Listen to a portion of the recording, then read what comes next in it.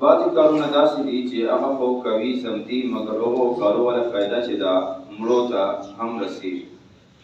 هغو کارو چې یو کار ده جنازه کول.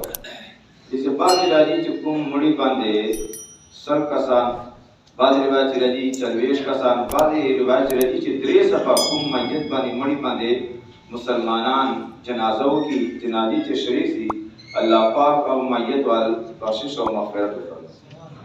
نو ګوره جنازه خو وکړه زمدو مګر اوله فایده چې دا مړي ته هم حاصله شي. د غیر رنګې دوم عمل چې کوم کوي زمدي مګر اوله فایده مړي ته هم رسېږي هغه د دعا کول، مغفرت دعاګانې کول. دا کوي زمدي مګر دا اوله فایده مړو ته هم رسېږي. حدیث پاک کې راځي چې مړه چې دا قبر دی داسې لکه څرنګه یو کس چې اوبو اخیستی، نو کوم کس چې اوبو اخیستی هغه په انتظار باندې چې چټیم با چوک راځي او ما لاس پنیسي او ما به د مصیبت نه خلاصوي.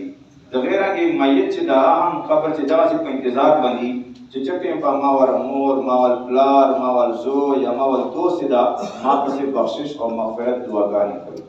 نو ګوره دعاګانې چې یا کوي زمدي، مغفرت دعاګانې کوي زمدي مګر هغه ولا فایده چې دا میت ته قبر کې هم رسېږي. د غیر رنګې صدقه کول. صدقه داسې عمل ده چې کوي زمدي مګر دا ولا فایده چې دا مړي ته هم رسېږي. حضرت سعد رضی الله عنه صحابي رسول ده نبی کریم صلی الله علیه و وسلم بارگاه چې حاضر سره په یا رسول الله صلی الله علیه وسلم مامور و فاصله ده ایو صدقه افضل، کومه صدقه افضل ده؟ حضور شاد تو فرمایله الماء، اوبو.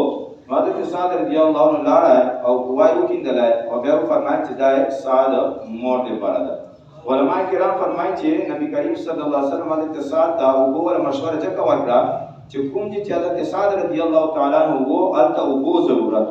نو مطلب دا ده چې کوم چې کوم شي ضرورت دي نو هغه ضرورت مطابق په خلق او هغه حاجت پوره کول دا داسې عمل د سړي لپاره صدقه جاریه ای. دغه ور ثواب سړي ته هم رسېږي او سړي مرحومینو ته هم رسېږي. د غیر کې الحمدلله موږ علماء اهل سنت عوام اهل سنت چې دا درېمه کوي، اوومه کوي، 40مه کوي، نو دا هم صدقه جاریه دي. دا ور ثواب چې میت ته رسېږي. د غیر کې فلاحي کارونه کول یا جماعت مدرسې تعمیر چیز اخیستل یا یو دیني طالب علم چې دا ول خرچه وټاکول نو دا سړي لپاره صدقه جاریه جوړي، سړي مرحومین لپاره صدقه جاریه جوړي.